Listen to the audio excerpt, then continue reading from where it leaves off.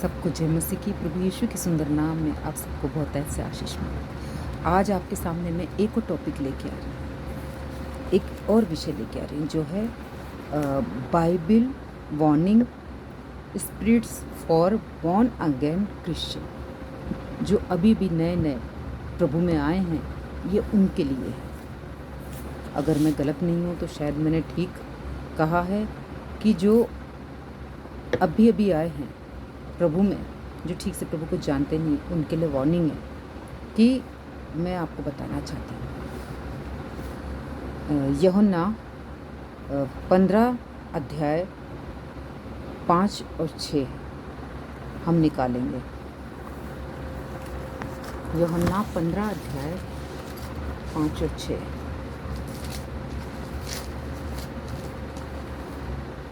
क्या लिखा है? मैं दाखलता हूँ, तुम डालियाँ हो। जो मुझ में बना रहता है और मैं उसमें, वह बहुत फल लाता है, क्योंकि मुझसे अलग होकर तुम कुछ भी नहीं कर सकते। यदि कोई मुझ में बना ना रहे तो वह डाली के समान फेंक दिया जाता और सूख जाता, और लोग उन्हें बटोर कर आग में झोंक देते और वे जल जाती है। तो क्या बताता है कि प्रभु यीशु ने डाली का कनेक्शन दिया है हमसे कि हमें किस तरह से होना चाहिए। तो इस वचन के अनुसार दो लोगों का कनेक्शन है, दो लोगों का, यीशु का और आपका या मेरा। ये जो बातें हमें बता रही है यूहन्ना 15 अध्याय जॉन 15 वर्स 5 और 6 हमें दो लोगों का कनेक्शन बताती है, इसमें यीशु का और एक आपका। तो हमें उद्धार मिला है फल लाने के लिए, हमें उद्धार नहीं मिला है कि अपनी मनमानी करने के लिए। इस बात को आप अच्छे से जान लीजिए कि जो हमें उद्धार मिला है वो हमें क्यों मिला है, ताकि हम परमेश्वर के हिसाब से चल सकें। हमें इसलिए उद्धार नहीं मिला है कि हम अपनी मर्जी कर सकें। अगर आप कोई और धर्म अपनाते हो तो उसमें जैसा मर्जी कर सकते हो, जब जी चाहे छोड़ दिया, जब जी चाहे पकड़ लिया। लेकिन जब जो कोई प्रभु यीशु को ग्रहण करता है तो उसे पूरी रीति से उसे ग्रहण करना पड़ेगा, उस पर विश्वास करना पड़ेगा, उस पर चलना पड़ेगा वचन के अनुसार। फिर यूहन्ना 15 का 6, यही जो मैंने आपको बताया कि यहाँ यीशु ने ऑप्शन दिया है, कोई ज़बरदस्ती नहीं की है। यूहन्ना 15 का 6, जॉन 15 वर्स 6, प्रभु यीशु ने यहाँ ऑप्शन दिया है, कोई जोर ज़बरदस्ती नहीं की है कि यदि कोई, ये डाली कौन है?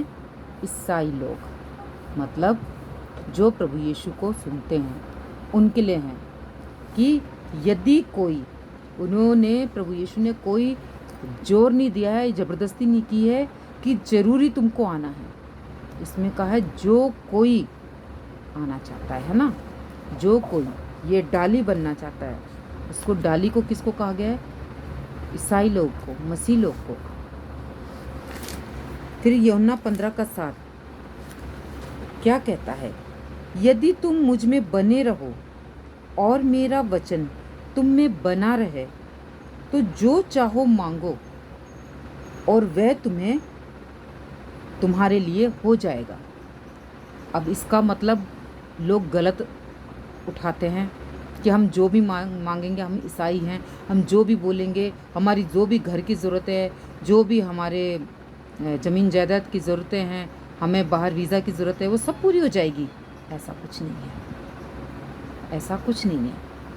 अगर हम उसके हिसाब से चलेंगे, इस बात को ध्यान रखिए कि जब भी हम प्रभु यीशु से मांगते हैं कुछ, परमेश्वर से मांगते हैं कुछ, तो उसके पीछे उसका मकसद होता है कि हम उसकी राह पर चल रहे हैं कि नहीं चल रहे, हम उसकी योजना को पूरा कर रहे हैं कि नहीं कर रहे हैं। आप यूं ही मांगने से ऐसे ही नहीं मिल जाएगा, आपको उसकी इच्छा पर चलना होगा, आपको उसकी इच्छा को पूरी करना पड़ेगा, तब वो आपकी ज़रूरतों को पूरा करेगा। और वो तत्पर रहता है, वो कान लगा के सुनता है कि कब मेरा बच्चा मुझसे कुछ मांगेगा, कब वो मेरे वचन के अनुसार चलेगा।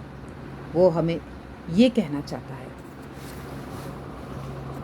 अगर ऐसा करोगे, इसमें भी ऑप्शन डाला है कि अगर ऐसा करोगे, है ना। अगर हम उसके वचन के अनुसार चलेंगे तो वह हमारी प्रार्थना पूरी करेगा, तब वो हमारी इच्छाओं को पूरी करेगा, तब हम जो मांगेंगे वो हमें देगा। यूहन्ना 15:8 हमसे क्या कहता है? मेरे पिता की महिमा इसी से होती है कि तुम बहुत सा फल लाओ। किससे होती है परमेश्वर की महिमा? प्रभु यीशु कहता है कि तुम थोड़े फल लाओ, बहुत सा फल लाओ, तभी हम प्रभु यीशु के चेले ठहरेंगे। जब हम उसके हिसाब से चलेंगे, उसके हिसाब से अपना जीवन व्यतीत करेंगे, उसके हिसाब से हम हर एक कार्य करेंगे, क्योंकि हमारा मकसद ही यही है। हम भेजे गए इसीलिए, इस दुनिया में हम भेजे इसीलिए गए हैं कि हम प्रभु यीशु के वचन के अनुसार अपना जीवन व्यतीत कर सकें। रोमियो 11:17 हमसे क्या कहता है? रोमियो 11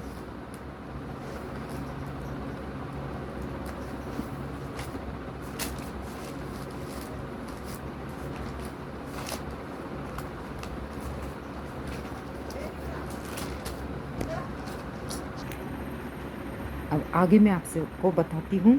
रोमियो 11:17 में क्या लिखा है?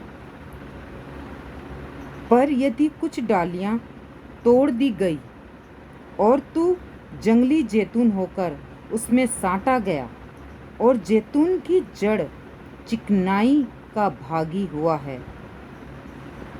हम इसे दोबारा पढ़ेंगे। पर यदि कुछ डालियाँ तोड़ दी गई और तू जंगली जैतून होकर उसमें साटा गया और जैतून की जड़ की चिकनाई का भागी हुआ है। तो ये इजरायलियों की बात हो रही है इस वचन में। और जंगली जलपाई कौन है? अन्य जाति।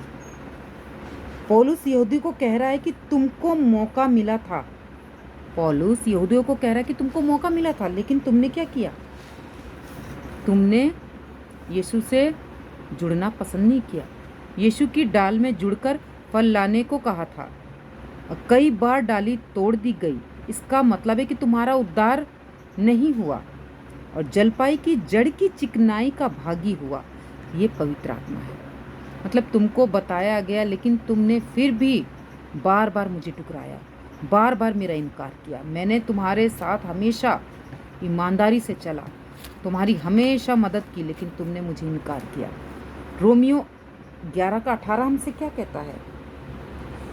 तो डालियों पर घमंड न करना, और यदि तू घमंड करे तो जान रख कि तू जड़ को नहीं परंतु जड़ तुझे संभालती है। देखो कितनी बड़ी बात बोली है कि डालियों पर घमंड न करना, और यदि तू घमंड करे तो जान रख कि तू जड़ को नहीं परंतु जड़ तुझे संभालती है। जड़ कौन है? प्रभु यीशु मसीह। यदि किसको बोला गया है? यहूदियों को। और घमंड करे, डालियां ना करना किसको बोला है? यहूदियों को। और जड़ कौन है? प्रभु यीशु मसीह। तो यहूदियों को बोला गया कि तू घमंड मत कर, क्योंकि तू जिसकी वजह से है वो मैं हूँ, मतलब जड़। तो रोमियो 19 क्या कहता है? 11:19 क्या कहता है हमसे? फिर तू कहेगा डालियां इसलिए तोड़ी गई कि मैं साटा जाऊं। मतलब यहूदियों को हटाया गया और अन्य जाति को जोड़ा गया। कि तू फिर कहेगा, मतलब अन्य जाति, डालियां इसलिए तोड़ी गई, यहूदियों को कहा गया है मैं साटा जाऊं। कौन साटा जाए? अन्य जाति साटा जाए, है ना। अब रोमियो 11:20 हमसे क्या कहता है? ठीक है, वो तो अविश्वासी के कारण तोड़ी गई, परंतु तू विश्वास में बना रहता है, इसलिए अभिमानी ना हो परंतु भय मान। तो यहूदियों को तो मौका न मिला क्योंकि अविश्वासी थे, उनको मौका मिला। अन्य जाति को पौलुस डांट रहा है कि तू घमंड नहीं करना, तू विश्वास में बना रहना। किसको कह रहा है? अन्य जाति को कह रहा है। और अभिमानी न होना परंतु भय करना, परमेश्वर का भय मानो। और कहता है कि उन्होंने, मतलब यहूदियों ने तो अपना उद्धार खो दिया है, तो भी परमेश्वर ने अन्य जाति को मौका दिया, तभी परमेश्वर ने अन्य जाति को मौका दिया। और रोमियो 11:21 क्या कहता है हमसे? क्योंकि जब परमेश्वर ने स्वाभाविक डालियों को ना छोड़ा तो तुझे भी ना छोड़ेगा। तो उसने कहा कि यहूदियों को नहीं छोड़ा तो वह तुझे भी नहीं छोड़ेगा, है ना। रोमियो 11:22 क्या कहता है? इसलिए परमेश्वर की कृपा और कढ़ाई को देख, जो गिर गए उन पर कढ़ाई, परंतु तुझ पर कृपा, यदि तू उसमें बना रहे, नहीं तो तू भी काट डाला जाएगा। परमेश्वर सबके लिए एक जैसा है, जैसा करेंगे हम वैसा पाएंगे। तो हमें परमेश्वर के हिसाब से चलना है ना, उसके वचन के हिसाब से चलना है। अगर आपको समझना है तो यिजकेल 18:24 आप पढ़ सकते हो। 18:24 आप पढ़ सकते हो। यिजकेल आप निकाल ही लो, मैं बता ही देती हूँ क्या है इसमें। यिजकेल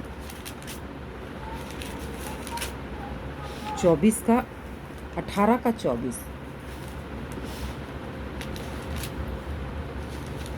यिजकेल 18:24। परंतु जब धर्मी अपने धर्म से फिर कर टेढ़े काम वरन दुष्ट के सब घृणित कामों के अनुसार करने लगे, तो क्या वे जीवित रहेगा?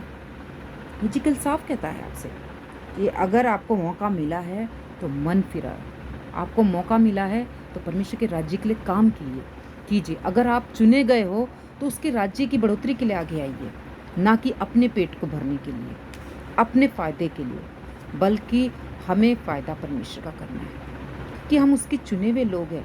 उसने हमें चुना है, तब तो आज हम जाकर परमेश्वर को जान पाएँ, उसकी सच्चाई को जान पाएँ, उसकी खरी शिक्षाओं पर चल पाए हैं। तो यिजकेल साफ हमसे बातें करता है, आपके सामने मैंने रख दिया है। इसके बाद पतरस 2, दूसरा पतरस 2:22 और दूसरा पतरस 2:22।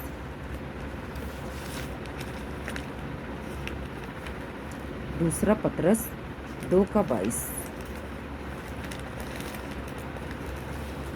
क्या कहता है हमसे?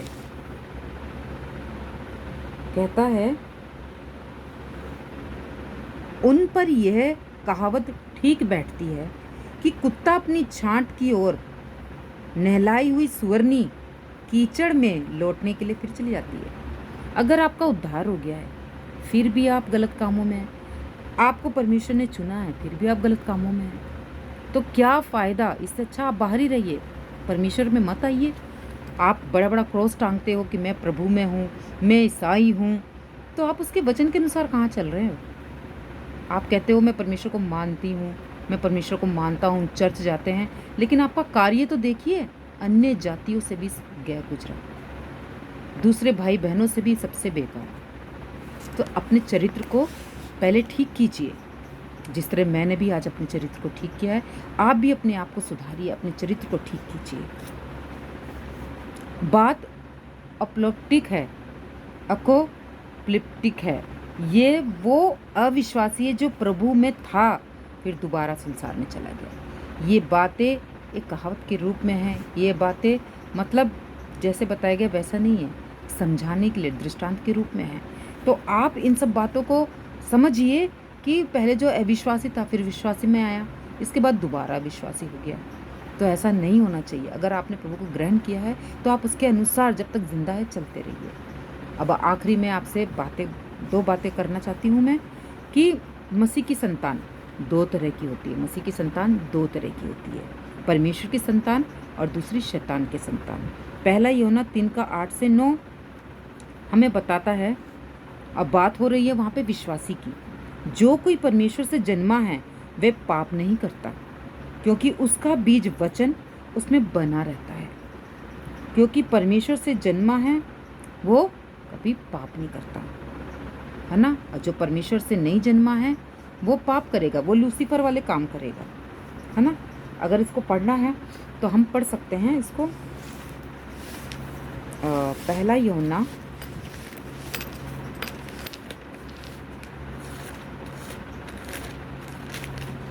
वीडियो पूरी बनती नहीं है, इसीलिए मैं इसको जल्दी जल्दी पढ़ के बता रही हूँ आपको। पहला यूहन्ना 3:8, पहला यूहन्ना 3:8। जो कोई पाप करता है वे शैतान की ओर से है, क्योंकि शैतान आराम से ही पाप करता आया। परमेश्वर का पुत्र इसलिए प्रकट हुआ कि शैतान के कामों को नाश करे। अगर आप अपने बुरे काम को छोड़कर परमेश्वर में आए हों तो प्लीज़ दोबारा वो काम मत करिए, क्योंकि अगर दोबारा हम वो काम करते तो हम शैतान के ही बेटे बेटियां कहलाएंगे, हम परमेश्वर के नहीं कहलाएंगे, क्योंकि हम उसके हिसाब से नहीं चल रहे हैं, हम तो शैतान के हिसाब से चल रहे हैं ना। तो इस बात को आपको समझना चाहिए। फिर जो कोई परमेश्वर से जन्मा वे पाप नहीं करता, क्योंकि जिसका बीज उसमें बना रहता है वे पाप कर ही नहीं सकता। मतलब बीज मतलब वचन, अगर उसके अंदर परमेश्वर का वचन है तो वो कभी भी पाप नहीं करेगा। अगर उसके अंदर परमेश्वर का वचन नहीं है तो सोच लो शैतान का बीज है और शैतान का बच्चा है, शैतान का बेटा बेटियां है, तो वो जरूर करके पाप करेगा। इस बात को ध्यान रखिए। इसी से परमेश्वर की संतान और शैतान की संतान जाने जाते हैं। इसी वचन के द्वारा हम जाने जाते हैं कि हम शैतान के बेटे बेटियां हैं कि प्रभु यीशु की बेटे बेटियां हैं। जो कोई धर्म के काम नहीं करता वह परमेश्वर से नहीं, और ना वह जो अपने भाई से प्रेम रखता। अगर हम परमेश्वर के काम ही नहीं कर रहे हैं तो हम उसके बेटे बेटियां कैसे हो सकते हैं। हम अपने लिए जी रहे हैं, हमें कपड़ा चाहिए, हमें मकान चाहिए, हमें रहने के लिए अच्छा, ट्रैवल के लिए क्या कहते हैं ज़रूरत है, मतलब हमें बाहर का वीज़ा चाहिए, हर फैसिलिटी हमें चाहिए, लेकिन हम प्रभु का काम नहीं कर रहे हैं तो फ़ायदा क्या है। देने वाला परमेश्वर है, अगर हम उसके हिसाब से चलेंगे तो वो हमारी हर ज़रूरत को पूरा करेगा। ये वचन कहता है और वचन गलत नहीं हो सकता कभी भी। तो आप इस बात को ध्यान रखिए और इन वचनों के अनुसार अपना जीवन बिताइए। तो परमेश्वर इस सुंदर वचनों के द्वारा आपको और मुझे बहुत ऐसे आशीष दें। जय मसीह की।